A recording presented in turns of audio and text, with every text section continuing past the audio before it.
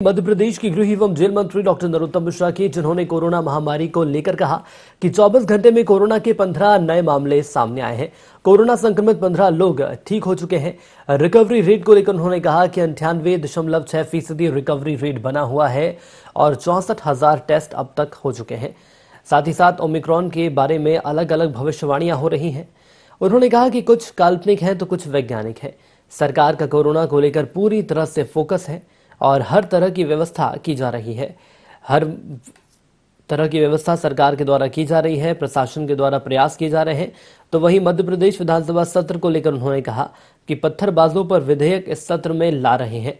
जो लोग प्रदर्शन के दौरान आगजनी की घटनाएं करते हैं, उनके खिलाफ विधेयक से वसूली की जाएगी और सत्र में जनहित से जुड़े मुद्दे आएंगे। अनुपूरक बजट भी पास होगा। पंचायत चुनाव में आरक्षण को लेकर कहा कि 24 घंटे में कमलनाथ का एक भी ट्वीट अब तक नहीं आया है। वहीं दुर्घटना में घायल को अस्पताल पहुंचाने पर 5,000 रुपए भी देने की बात कही गई है। पिछले 24 घंटे में कोरोना के क्षेत्र में 15 नए प्रकरण कोरोना के आए हैं, जबकि 14 लोग ठीक होकर अपने अपने घरों की ओर, गंतव्य की ओर गए। जो 15 मामले आए हैं उनमें 6 इंदौर के, 5 भोपाल के और 3 सागर के हैं। यानी 14 इन 3 जगह से हैं, एक अन्य प्रदेश से। 182 एक्टिव केस मध्य प्रदेश के अंदर वर्तमान में कोरोना के हैं। संक्रमण दर हमारी 0.03% पूरे प्रदेश की है, जबकि रिकवरी दर हमारी 98.6 पर स्थिर बनी हुई है। कल संपूर्ण प्रदेश में 59,494 कोरोना के सैंपल लिए गए। ओमिक्रॉन के बारे में अलग अलग प्रकार की अलग अलग भविष्यवाणियां और घोषणाएं हो रही हैं, जिसमें कुछ विज्ञान जगत से हैं, कुछ काल्पनिक भी हैं। लेकिन मध्य प्रदेश की सरकार इसमें पूरी तरह से एहतियात बरत रही है। हम 60,000 के लगभग रोज सैंपल ले रहे हैं। ओमिक्रॉन हो या कोई कोरोना हो, उसका फर्म वहीं पर कुचल देंगे, उठने नहीं देंगे। हमारी कोशिश है कि तीसरी लहर को हम मध्य प्रदेश में प्रवेश नहीं करने दें। पत्थरबाजों पर विधेयक इस सत्र में आ रहा है, जो वसूली विधेयक है हमारा।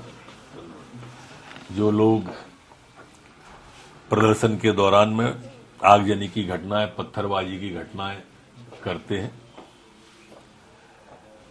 उनके खिलाफ ये विधेयक है। ट्रिब्यूनल बनेगा जिसे न्याय अधिकार प्राप्त होंगे, वसूली के अधिकार प्राप्त होंगे। और मैं तो व्यक्तिगत रूप से पहले भी कर चुका था कि जिस घर से पत्थर आएंगे वहीं के निकाले जाएंगे।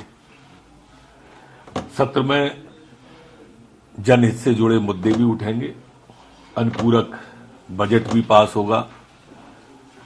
प्रश्नकाल के माध्यम से, ध्यानाकर्षण के माध्यम से, स्थगन के माध्यम से आएंगे। 5 विधेयक अभी तक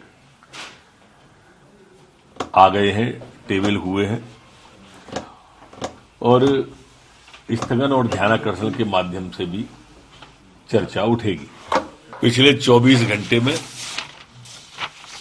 ट्वीटनाथ जी का एक शब्द भी इस ओबीसी के बारे में नहीं निकला।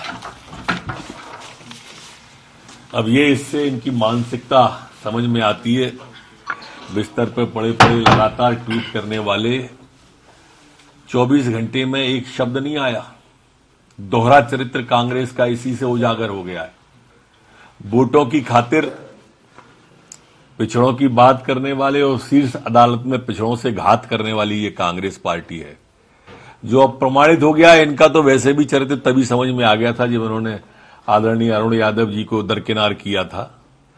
अब शीर्ष अदालत के अंदर कांग्रेस के सांसद के द्वारा पैरवी करना स्पष्ट हो गया है कि ये पिछड़ों से घात कर रहे हैं।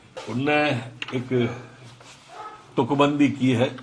उस तुकबंदी को मैं ऐसे कह सकता हूं कि मुट्ठी भर है, डरपोक है, असत्य की राह पर चल रहे हैं, सावधान रहना, ये सब देश तोड़ने वालों की राह पर आगे बढ़ रहे हैं।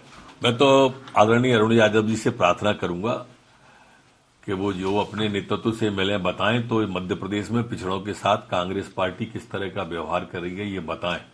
किस तरह से अदालत में पिछड़ों को दरकिनार करने की मध्य प्रदेश में कोशिश को स्पष्ट रूप से अमली जामा पहना रहे हैं, ये बताना चाहिए अरुण यादव जी को स्वयं के साथ। देवदूत योजना है ये, महत्वपूर्ण योजना है ये।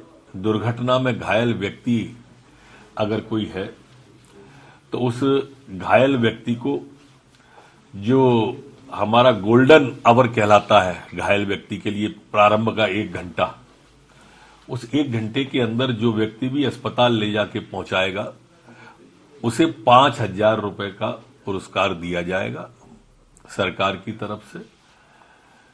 ये योजना का पीछे उद्देश्य भी ये है कि लोगों के मन में कि अस्पताल ले जाएंगे तो गवाह बनाएंगे और इस तरह की आशंका है वो भी निर्मूल साबित होंगी और इस तरह का कुछ नहीं होगा और उन्हें पुरस्कार और मिलेगा। पहले तो उन्हें अमेठी में जाके एक क्षमा यात्रा निकालनी चाहिए।